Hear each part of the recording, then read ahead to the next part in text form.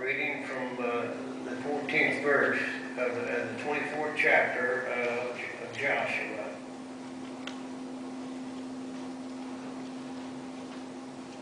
Everybody ready? Okay. Now therefore, fear the Lord, and serve him with sincerity and in truth, and put away the gods of your fathers served on the other side of the flood, and in Egypt, and serve ye the Lord.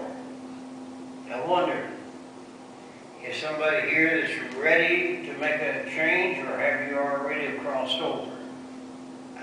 You're not gonna serve these people that are not serving God. You're going to serve the true God. Verse 15.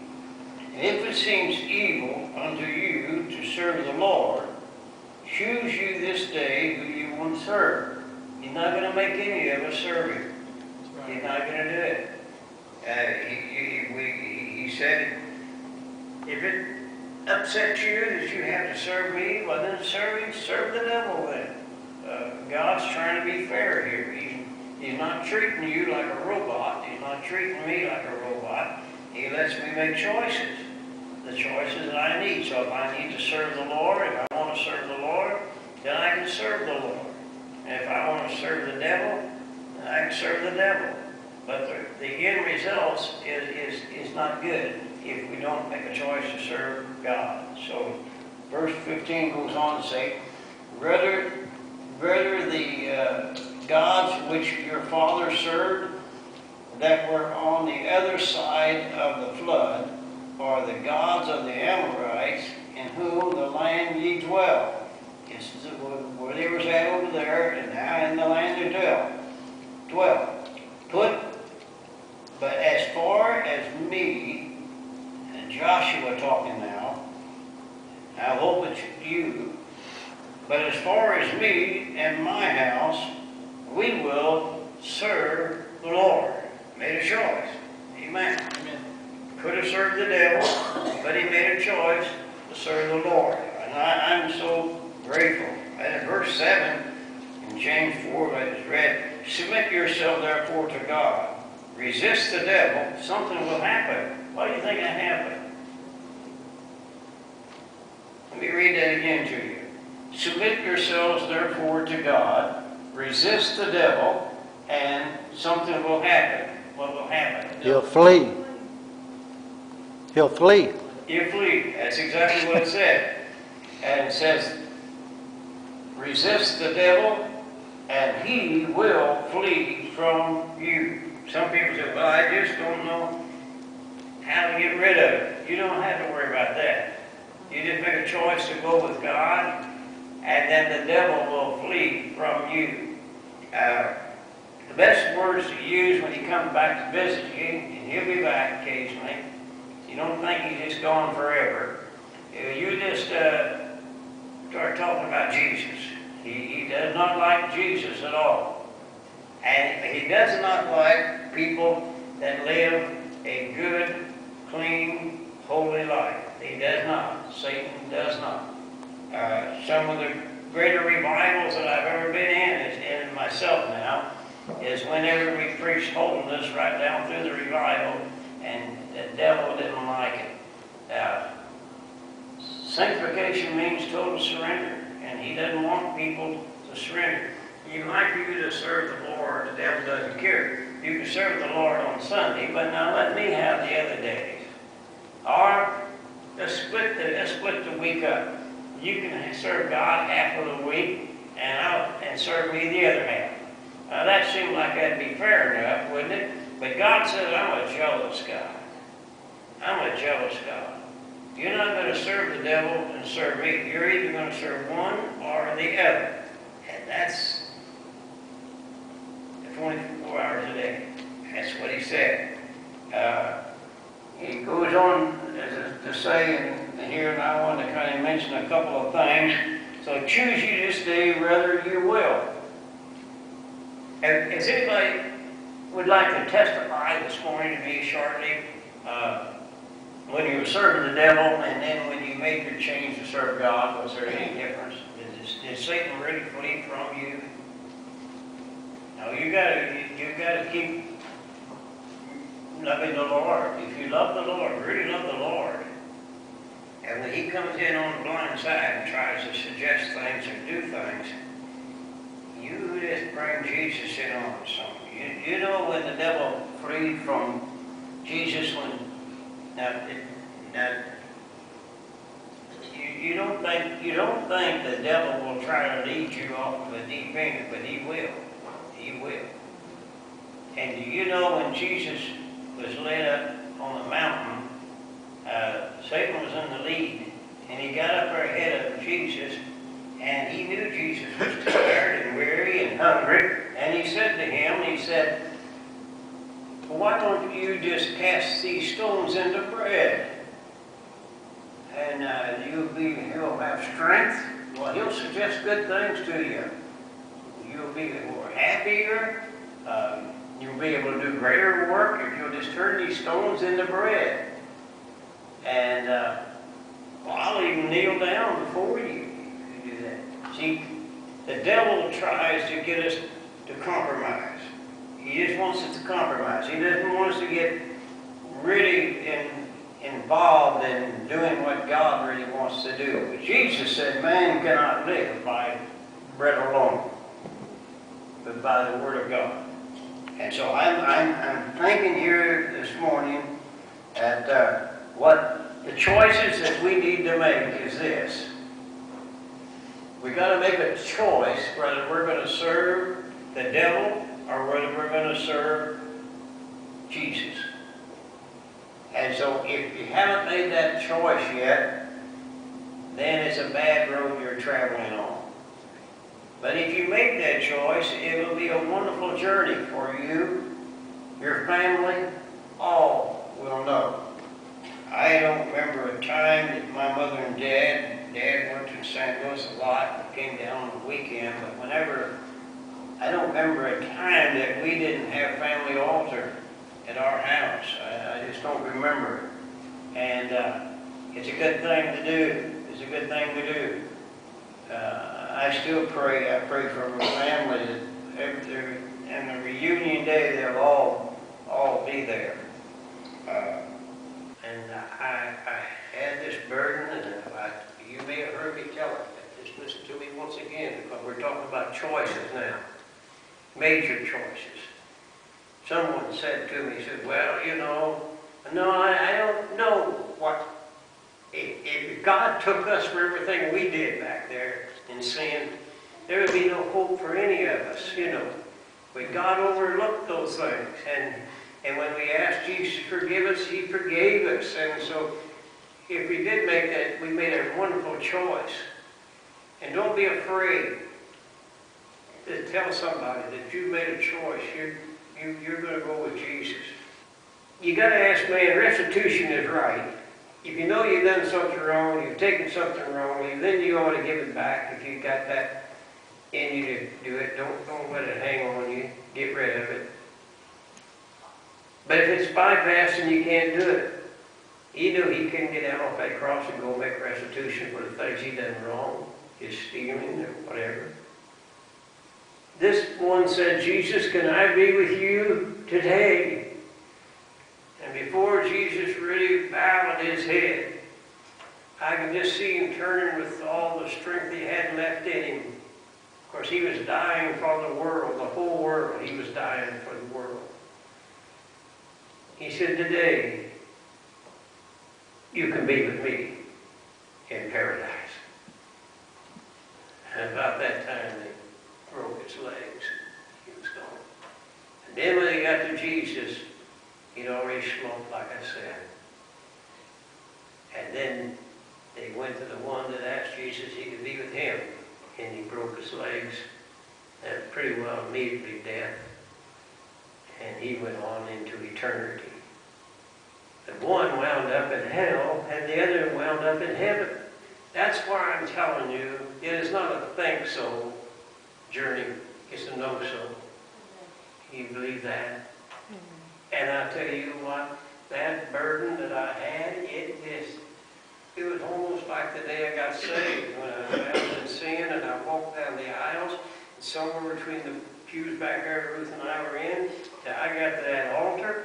Like I've said many times, I tell you, I thought every step I was gonna just leave the floor. I thought I was gonna fly away. I'm telling you, all the guilt disappeared. It disappeared.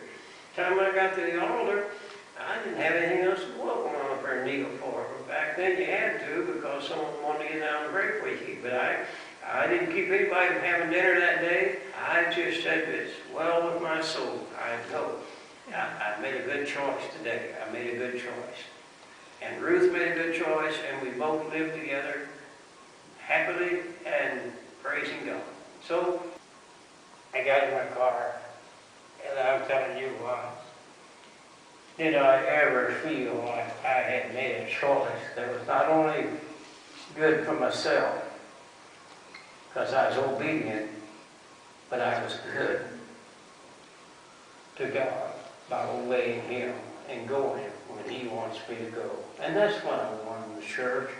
We're not spectacular within ourselves. We're not something special here at the Church of Nazarene other than we have been born again. That's it. We have been sanctified. What do you mean sanctified? I mean we have come. You say, well, I got sanctified and I got saved. Oh yeah, okay. I believe when a person comes to the altar, now if we lived in a heathen land where we didn't even know who Jesus was, then you wouldn't get sanctified at the same time. I promise you. Because you just heard about Jesus and His love till you went to Jesus. Okay? But I believe if you get saved and you get rid of the sin business and you made a choice to live for Jesus, there'll be a day that when you'll look back and you'll say, boy, God's been good to me. I tell you, He picked me up out of that mire and that filth, and He put my feet down good, and I can go to work and I can live for Him. I tell you, I know we can. You say, I know, preacher, but you don't know where I work. Hey, listen, I was a truck driver. I worked for a freight company out of St. Louis.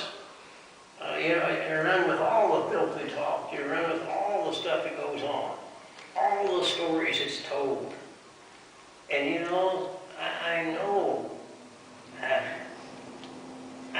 that the first night back on that job after being converted, if there's no change, then brother, I doubt whether they had any forgiveness either.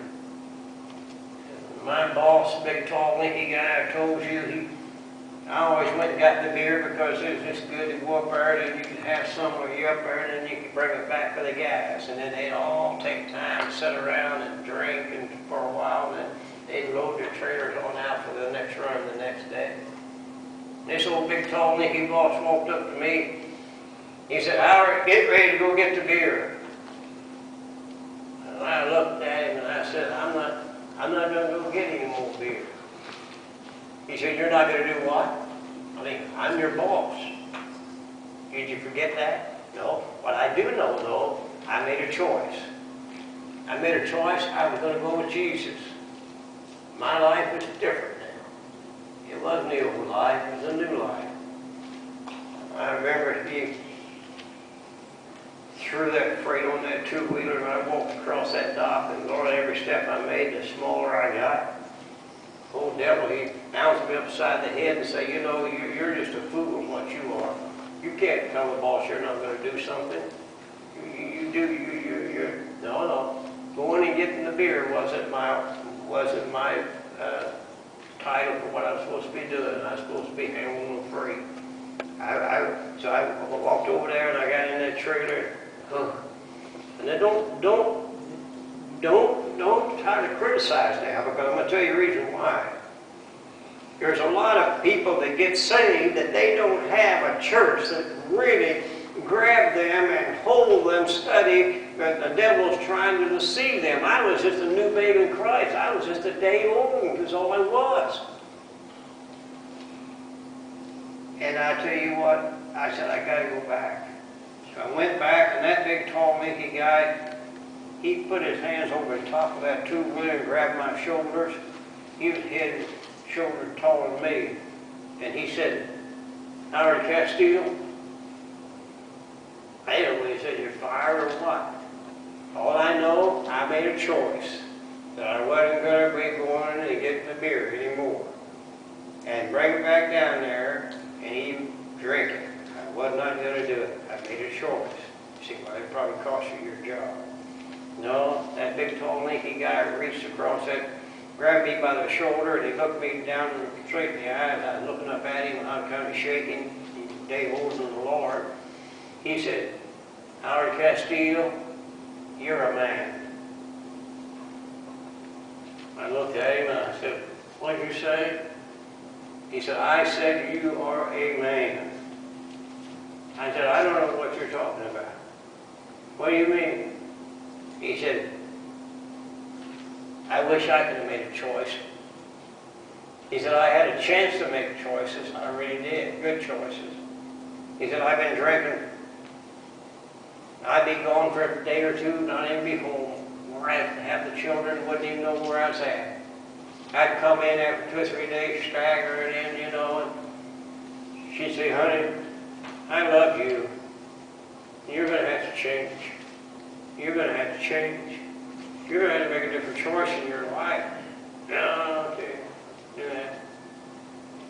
And he said, Howard Casteel, I did not make any choices different what I was doing. I went ahead and drank. I'd be out for days drinking, come back in. The children wouldn't even hardly, you know, recognize me, or I was drunk, and, you know. And he said, so one day I had the paper served on me that divorce was at hand. And divorce was going to be carried through, and the children are not going to be in your custody no more. They're going into the mother's custody. So he grabbed my shoulder. I could still feel his press in my shoulder. He said, you are a man. Boy, I straightened out. I tell you, I went across that dock. I said, I'm a man. I am a man. I'm a man. I tell you, that trailer seemed so small I couldn't hardly get in the thing. It was so big. I tell you what, I'm glad that we can make choices in this life that makes us feel right with God and feel good with people. I'm glad. So I've got to this place. I'll close. He said, well, I don't know about that. You know, well, wait a minute now. Daniel, I read it just today. I was reading over in Daniel, and they put out a decree, a law in the land, a law that you had to, whatever the king set up, you had to abide by it. And if you did not abide by it, then you could be put to death. So whatever the king said, one of the things he did not want anything changed that he had set up.